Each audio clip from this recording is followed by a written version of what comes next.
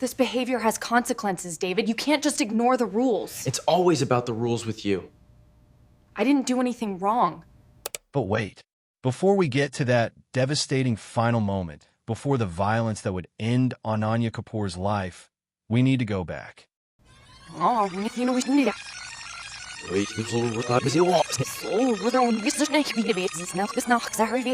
Pacific Palisades, Los Angeles, where ocean breezes carry the scent of privilege and million-dollar views come standard. The emergency call reached dispatch at 5:47 a.m. on September 22, 2024. The gardener's panicked voice described a scene of unimaginable horror. Blood pooled beneath the French doors. Glass shattered across marble floors.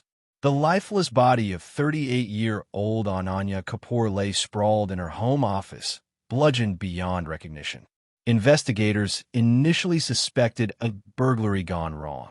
What they discovered instead was a twisted web of obsession, manipulation, and jealous rage that crossed every boundary of age, culture, and morality.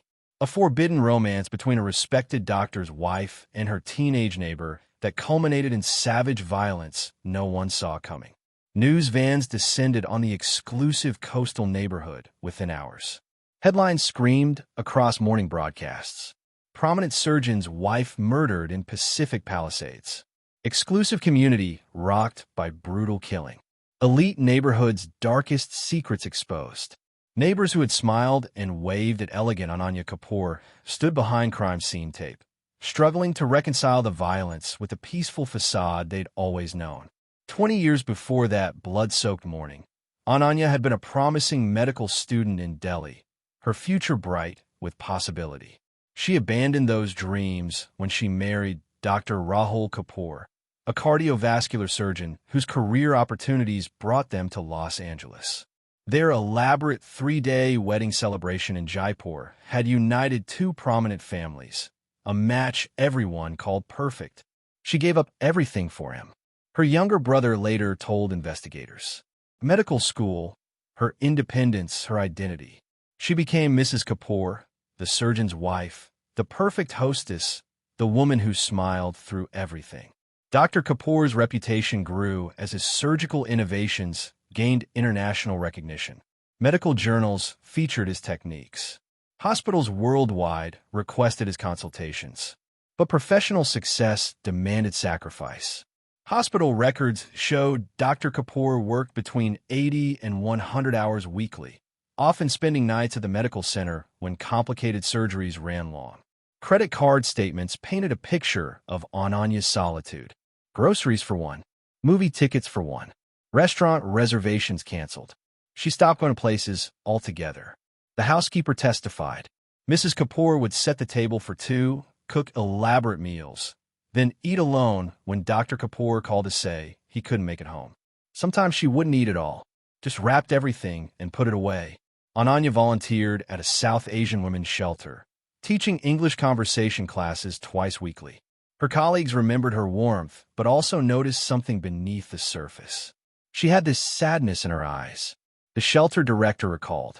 Always perfectly dressed, perfectly composed, but you could sense the loneliness. In our culture, you don't complain about your husband being devoted to his career. You support him silently. 4 houses down the curved hillside street lived the Chen family, whose 17-year-old son Ethan would forever alter the Kapoor family's trajectory. Ethan Chen was exceptional. Captain of his high school debate team, with early acceptance to Stanford, fluent in Mandarin and English, and according to everyone who knew him, mature beyond his years. His English teacher noted unusual depth in his analytical essays. Ethan understood human psychology in ways most adults never grasp. His writing explored themes of isolation, identity crisis, and emotional hunger. Looking back, the warning signs were all there in his work. Ethan's parents, both investment bankers, traveled extensively for work. Their housekeeper essentially raised him, providing meals and supervision, but little emotional connection. He spent hours alone in their home theater, consuming foreign films and classic literature, developing sophisticated tastes that isolated him from peers his age. His closest friend described the disconnect. Ethan was discussing Dostoevsky and Bergman films, while everyone else was into video games and sports. He felt intellectually superior, but emotionally starved. He talked constantly about finding someone who truly understood him. While Ananya stood in her gourmet kitchen preparing dinner no one would share, Ethan sat in his bedroom, analyzing existentialist philosophy and writing poetry about connection and understanding. Two isolated souls separated by age, culture, and circumstance, living just houses apart. Neither could have imagined that within months, their chance meeting would spiral into an affair that ended with Ethan Chen standing over Ananya Kapoor's battered body, a marble bookend gripped in his blood-soaked hands, his promising future destroyed in minutes of uncontrollable rage. In March 2024, these two isolated individuals collided when Ananya hired Ethan to tutor her in conversational Mandarin. Dr. Kapoor had accepted a consulting position with a Shanghai hospital, and Ananya wanted to prepare for their eventual relocation. The arrangement seemed perfectly innocent. A neighborhood teenager earning money while helping an adult learn a valuable skill. Security cameras from those initial sessions showed appropriate professional distance. Ethan arriving with textbooks and materials. Ananya preparing tea and snacks. Hour-long lessons conducted at the dining room table with proper decorum. But loneliness creates vulnerability, and vulnerability invites connection. By April, subtle shifts appeared. The lessons extended from 1 hour to 2, then 3. Security footage captured increasingly relaxed body language. Sitting closer together. Laughter becoming more frequent. Conversations drifting from language instruction to personal topics. She started dressing differently for his visits. The housekeeper observed, not inappropriately, but more carefully. She'd spend time on her makeup and hair. She'd prepare his favorite foods. She learned he liked matcha cheesecake, so she'd make it from scratch before he arrived. Text messages recovered from both their phones revealed the gradual transformation from teacher-student to something far more dangerous. Early exchanges were purely instructional, confirming lesson times and discussing Chinese grammar. By late April, the messages turned personal. "Thank you for today." Ananya texted, "I haven't felt this intellectually stimulated in years. You actually listen when I speak." Ethan responded hours later, "You're the only adult who treats me like an equal. Everyone else just sees a kid. Our conversations mean everything to me." Dr. Rahul Kapoor, consumed by surgical schedules and research obligations, noticed nothing. Hospital surveillance showed him arriving at the medical center by 6 a.m. most mornings, often not leaving until after 9 p.m. On weekends, he attended medical conferences or conducted research. "You're married to your career, not me," Ananya had written in her private journal, discovered later by investigators. "I've become set decoration in my own life. Beautiful, well-maintained, and utterly ignored." For Ananya, Ethan represented intellectual engagement and genuine attention after years of emotional neglect. For Ethan, Ananya offered sophisticated appreciation of his intellect combined with an exotic attractiveness none of his high school peers possessed. Forensic psychologist Dr. Marcus Chun analyzed their dynamic. This wasn't simply physical attraction. Both were filling profound emotional voids.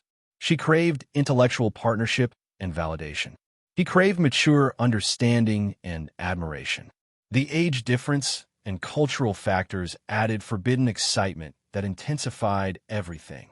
The relationship's turning point occurred during a late May evening when Dr. Kapoor canceled their anniversary dinner for an emergency surgery. Ananya, dressed elegantly for a celebration that wouldn't happen, sent Ethan a message. "Another anniversary spent alone. Sometimes I wonder if I'm invisible." Ethan responded immediately. "I see you. You're not invisible to me. I'm coming over." Security footage from that evening, later examined frame by investigators, captured their first embrace. Ananya opening the door in her anniversary dress, tears visible on her face. Ethan stepping inside, hesitating, then pulling her close. The hug lasting far longer than appropriate. When they separated, something had irreversibly shifted. They moved to the living room, where security cameras recorded them sitting close on the sofa, Ethan's arm around her shoulders, Ananya leaning against him, both knowing they'd crossed the line, but neither pulling back. What followed was a rapid escalation that both participants would later claim surprised them, though evidence suggested otherwise. Credit card records showed hotel rooms booked in neighboring cities under Ananya's name. A spa resort in Santa Barbara for a weekend when Dr. Kapoor attended a Chicago medical conference. A boutique hotel in Malibu registered under her maiden name. Restaurant charges from establishments far from their neighborhood, where recognition seemed unlikely. The housekeeper's testimony painted a picture of increasing recklessness. I saw his car there at strange hours, sometimes very early morning before school. Once I arrived for work and found him leaving through the back door. Mrs. Kapoor claimed he'd left his textbook and retrieved it early, but I knew it was a lie. Ethan's college roommate noticed dramatic changes in his behavior and appearance. He stopped attending family dinners, claiming debate team obligations. He became secretive about his phone, taking calls outside and angling the screen away from others. He started wearing cologne and buying clothes with money he supposedly earned tutoring. Cloud storage data recovered from Ethan's devices revealed hundreds of photographs documenting their affair. Early images showed innocent tutoring sessions. Later ones captured Ananya in intimate settings, her guard completely down. The final photos, taken in late August, showed them embracing on what appeared to be a hotel balcony overlooking the ocean, both unaware the camera captured not just a romantic moment, but evidence that would later prove critical in a murder investigation. Text messages from this period revealed accelerating emotional intensity, particularly from Ethan. I can't stop thinking about you. I've never felt this way about anyone. When you're with him, I can't breathe. We belong together. You know that. Ananya's responses showed more restraint and growing concern. We need to be more careful. This situation has become complicated. I care about you deeply, but we're in dangerous territory. By early September, warning signs of obsession emerged clearly. Ethan began driving past the Kapoor residence repeatedly, even when no meeting was planned. GPS data from his car showed him circling their neighborhood multiple times daily. He installed tracking software on Ananya's phone during one of their meetings, allowing him to monitor her location constantly. She had no idea he was watching her every movement. The tech analyst testified. He knew where she was at all times, who she was with, how long she stayed in any location. His text messages grew increasingly possessive and controlling. Who were you having lunch with today? Why didn't you tell me your husband came home early? Why aren't you responding? It's been 2 hours. I know you're not busy. Ananya's replies showed growing unease. Ethan, you need to give me some space. This intensity isn't healthy for either of us. We both need perspective. The pressure intensified when Ethan's parents announced they were sending him to Stanford for early freshman orientation in late September, meaning he'd be leaving Los Angeles for extended periods. His journal entries from this time revealed spiraling thoughts. She's planning to leave me behind, using college as an excuse to end this. She thinks she can just discard me like I meant nothing. I won't let her erase what we have. On September 10th, Ananya attempted to establish boundaries. Recovered text exchanges showed her trying to reframe their relationship. You have an incredible future ahead. Stanford, your whole life. What we shared was special, but it's time to transition back to friendship. You understand that, don't you? Ethan's response came hours later. No, I don't understand. You don't get to decide this alone. We need to talk face to face. What Ananya didn't know was that Ethan had overheard Dr. Kapoor discussing their planned move to Shanghai during a phone call. The doctor had finalized his consulting contract and was preparing to relocate within 6 months. Ethan's journal revealed his panic. She's leaving the country, taking our future away. If I can't have her, no one will. If she thinks she can just move across the world and forget me, she's wrong. The final week of Ananya Kapoor's life was marked by increasingly desperate attempts to extract herself from a situation spiraling beyond her control. Financial records showed she withdrew $8,000 cash on September 14th, an unusually large amount with no clear explanation. Internet search history revealed deeply concerning queries. How to get a restraining order against a minor. What to do if someone is threatening you. How to disappear without a trace. On September 17th, she contacted a domestic violence hotline, though she never identified herself or provided details. The counselor who took her call remembered the conversation. A woman called, clearly educated and articulate, asking hypothetically about how to safely exit a relationship with someone who wouldn't accept rejection. She was afraid, but trying to sound calm. When I asked if she was in immediate danger, she said not yet, but soon. Then she hung up. Ethan's behavior during this period showed clear premeditation. His credit card records revealed disturbing purchases at a camping supply store. Heavy-duty gloves, a high-powered flashlight, rope, and plastic sheeting. The store clerk later identified him from security footage. He seemed calm, methodical, like he was working from a list. Browser history from his laptop showed searches that would later prove damning. How long does it take to die from head trauma? Crime scene cleanup methods. Countries with no extradition to the United States. On September 20th, Ananya sent what would become her final attempt at peacefully ending their relationship. Please understand this isn't about you. You're brilliant and special, but I'm twice your age and married. This was wrong from the beginning. You have Stanford, your whole future. Let's end this with dignity. Ethan's response came minutes later. Tomorrow night, 8 p.m. We talk face to face, or I tell your husband everything. I still have all the photos, all the messages. Your choice. Ananya faced an impossible decision. Meet with an increasingly unstable teenager who clearly wouldn't accept rejection, or risk her marriage and reputation being destroyed by exposure. She chose what seemed like the lesser danger. Financial records showed she purchased a round-trip ticket to Mumbai departing September 24th, planning to leave Los Angeles within 48 hours of what she believed would be a final conversation with Ethan. On September 21st, Dr. Kapoor left for a medical conference in Boston. His flight departing LAX at 11 a.m. Security footage showed Ananya driving him to the airport, their interaction polite but distant. He never suspected it would be the last time he saw his wife alive.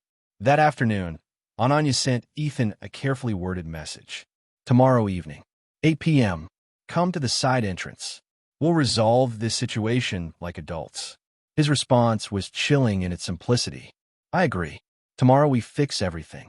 At 6:30 p.m. on September 21st, Ananya made her final phone call to her sister in Delhi. The conversation lasted 14 minutes. Phone records indicate they discussed family matters, and Ananya mentioned visiting soon, but never explained why or revealed her dangerous situation. She sounded tired. Her sister later testified, maybe a little sad, but I thought it was just the usual loneliness she felt when Rahul traveled. I never imagined she was in danger. I'll never forgive myself for not sensing something was wrong. Security footage captured Ananya's final evening of preparation. She cooked a simple meal, ate alone in the kitchen, then spent over an hour in her bedroom trying on different outfits.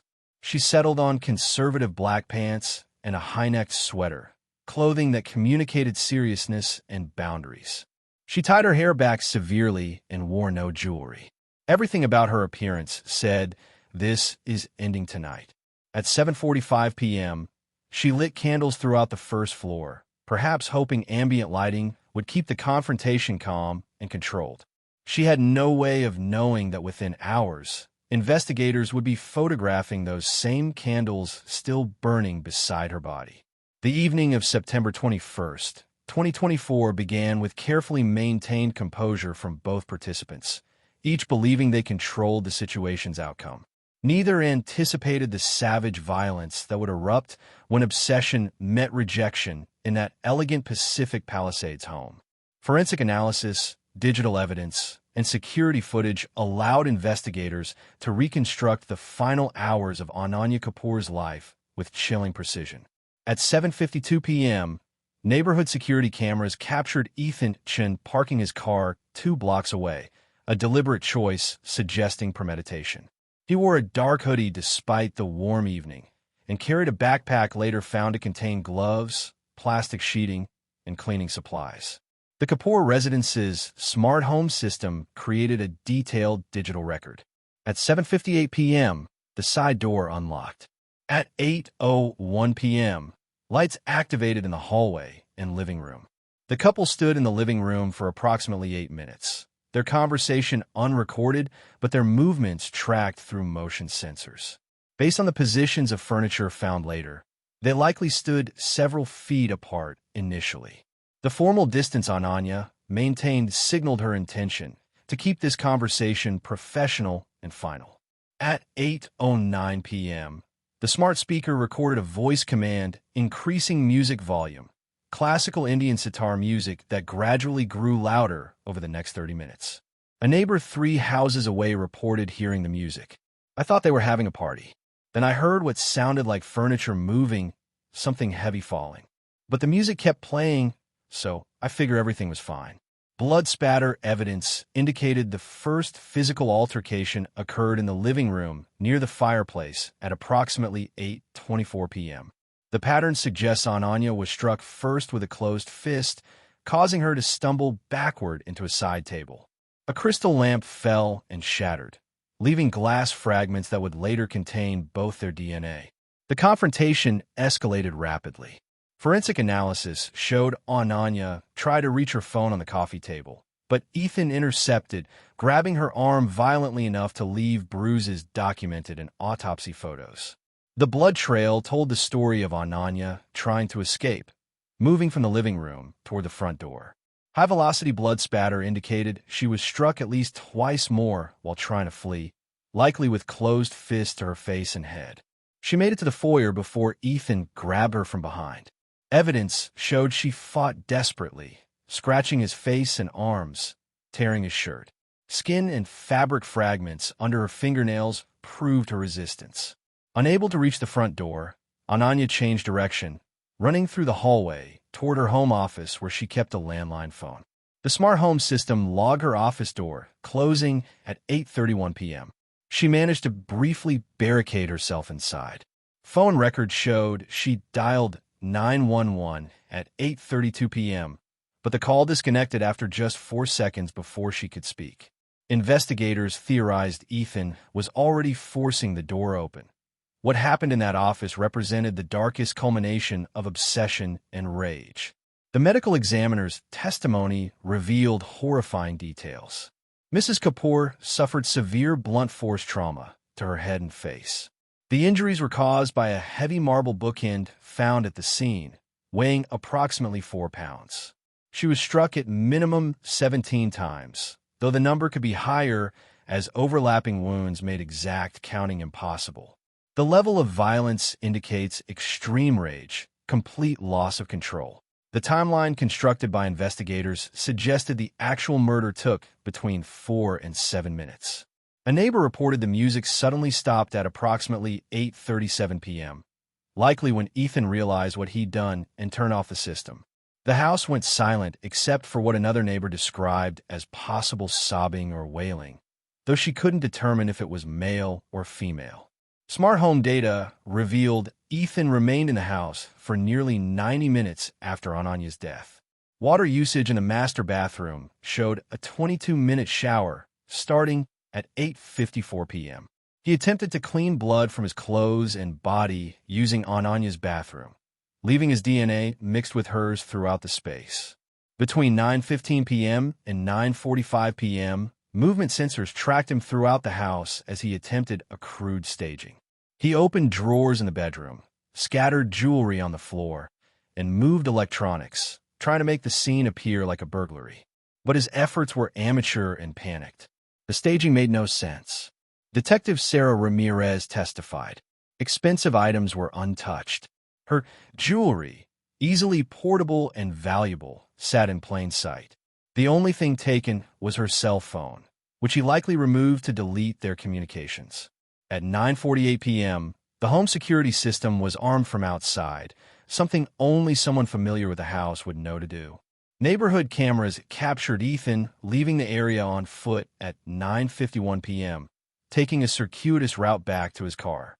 His fitness tracking watch recorded his heart rate throughout the evening, peaking at 189 BPM during the estimated time of the murder, then gradually lowering to 142 BPM as he drove home.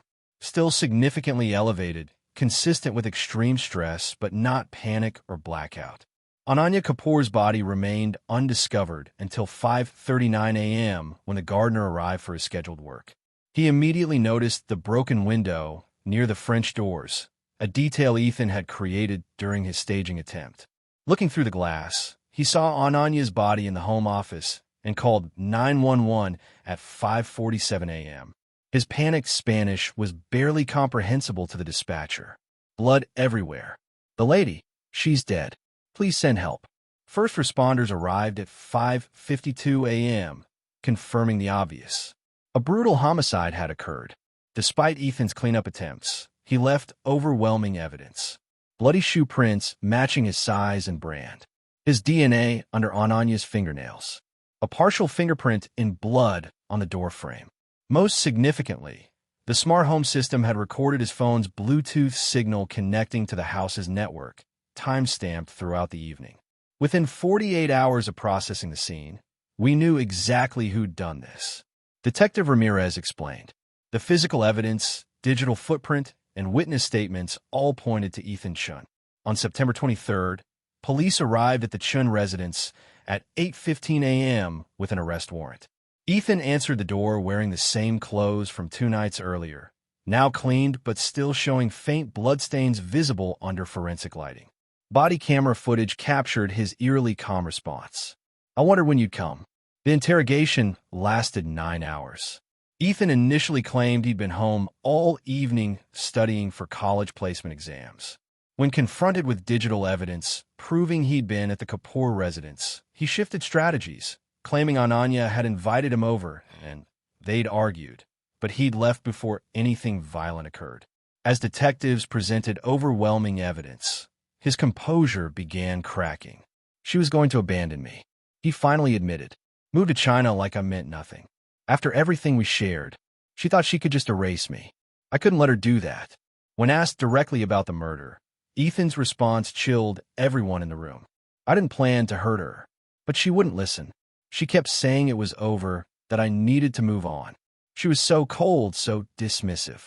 Like our entire relationship meant nothing. Something inside me just snapped." His lack of genuine remorse shocked investigators. He showed more emotion about her rejection than about taking her life. Forensic psychologist Dr. Rebecca Martinez testified. Classic narcissistic rage. His needs superseded everything, including her right to live. The case ignited intense media scrutiny. Headlines emphasized the forbidden nature of the relationship and the shocking violence. Teenager murders married lover in elite LA neighborhood. Tutor-student relationship ends in brutal killing. Pacific Palisades shocked by age gap murder scandal. Television crews camped outside the courthouse throughout preliminary hearings, capturing every development. Despite Ethan being 17 at the time of the murder, prosecutors successfully argued for adult court due to the premeditated nature and extreme violence. The 6-week trial featured damning testimony from digital forensics experts, psychologists, neighbors, and a medical examiner whose graphic description of Ananya's injuries left jurors visibly shaken. The defense attempted to portray Ethan as a misguided teenager seduced and manipulated by an older married woman. But this narrative collapsed under evidence showing his calculated pursuit, obsessive behavior, and deliberate planning. Text messages recovered from his deleted files revealed murder fantasies weeks before the killing. "If she tries to leave, I'll make sure she never leaves me." The most powerful testimony came during victim impact statements. Dr. Rahul Kapoor, haunted and transformed by grief, addressed the court. "I failed my wife long before this young man killed her. I prioritized my career over her happiness, her emotional needs. I created the loneliness that made her vulnerable. But that doesn't excuse what he did. He took a beautiful soul from this world because his ego couldn't accept rejection." Ananya's brother spoke of cultural factors that contributed to her isolation. "Our community teaches women to suffer silently, to never complain, to maintain perfect appearances. My sister smiled through years of loneliness, never asking for help because that's what we're taught. This silence made her an easy target. After just 3 hours of deliberation, The jury returned a guilty verdict on first-degree murder with special circumstances. Judge William Thornton sentenced Ethan Chen to life imprisonment without possibility of parole, stating, "This court has rarely encountered a case combining such manipulation, obsession, and savage violence. You took a human life because your entitled ego couldn't accept reality. You will spend the remainder of your days contemplating the consequences of your narcissism." Throughout sentencing, Ethan maintained the same disturbing calm that characterized his behavior since arrest. His parents, devastated and aged beyond recognition, left the courthouse without comment. The aftermath extended far beyond the courtroom. Dr. Rahul Kapoor resigned from his surgical position 6 weeks after his wife's murder, unable to focus on the career that had cost him everything that mattered. He relocated to Delhi, carrying Ananya's ashes back to her family home. "I couldn't stay in Los Angeles," a family friend explained. Every street, every place reminded him of her and his failure to see her suffering. The Chen family's Pacific Palisades home sold at a significant loss, the stigma of Ethan's crime making it nearly impossible to find buyers. A year after Ananya's death, Dr. Kapoor established the Ananya Kapoor Foundation for Immigrant Women's Mental Health, dedicated to addressing cultural isolation and providing support systems for South Asian women struggling with loneliness and depression. The foundation operates community centers in major U.S. cities, offering counseling, social programs, and crisis intervention. This tragedy resonated deeply with our community, explained Dr. Priya Sharma, the foundation's clinical director. Many immigrant women recognize themselves in Ananya's story. Beautiful homes, successful husbands, but profound emotional isolation. Our culture's emphasis on silent suffering creates dangerous vulnerability. The case prompted difficult but necessary conversations within South Asian communities about mental health stigma, marital expectations, and the importance of emotional connection beyond material success. Law enforcement agencies developed new training protocols for recognizing warning signs in age gap relationships and the unique vulnerabilities of isolated immigrant women. Several police departments enhanced their cultural competency training, learning to identify situations where cultural factors might prevent victims from seeking help. The digital evidence aspect became a case study in forensic technology courses. Smart home systems, fitness trackers, cell tower data, they're silent witnesses to our lives. Tech analyst David Kim explained, "They document patterns and behaviors people think they're hiding. For viewers experiencing isolation or concerning relationship dynamics, resources exist through national hotlines and cultural support organizations. Warning signs of obsessive behavior, excessive monitoring, inability to accept boundaries, threats when rejected, transcend age, culture, and circumstances." 4 years after Ananya Kapoor's murder, her story serves as a stark reminder that loneliness creates vulnerability, that cultural silence can prove deadly, and that obsession, when combined with narcissistic entitlement, can explode into unimaginable violence. Dr. Rahul Kapoor continues his wife's legacy through the foundation, speaking publicly about the devastating consequences of emotional neglect and cultural isolation. "I lost Ananya twice," he said during a recent foundation event. "First to my own selfishness and ambition, then to senseless violence born from that very loneliness I created. If sharing our tragedy prevents even one person from experiencing similar isolation, then perhaps her death carries some meaning." Ethan Chen remains incarcerated in California State Prison, his once promising future reduced to concrete walls and the permanent weight of his actions. His parents have severed all contact, unable to reconcile the son they raised with the murderer he became. The Pacific Palisades neighborhood has physically recovered, new families occupying both the Kapoor and Chen residences. But longtime residents remember the scandal that shattered their illusion of safety and perfection. This documentary examined a case where cultural isolation, emotional neglect, narcissistic obsession, and age gap vulnerability converged in tragedy. Ananya Kapoor deserved better than the loneliness that made her vulnerable and the violence that ended her life. If you found this analysis valuable, Please subscribe to our channel for more in-depth true crime documentaries exploring the complex factors behind tragic cases.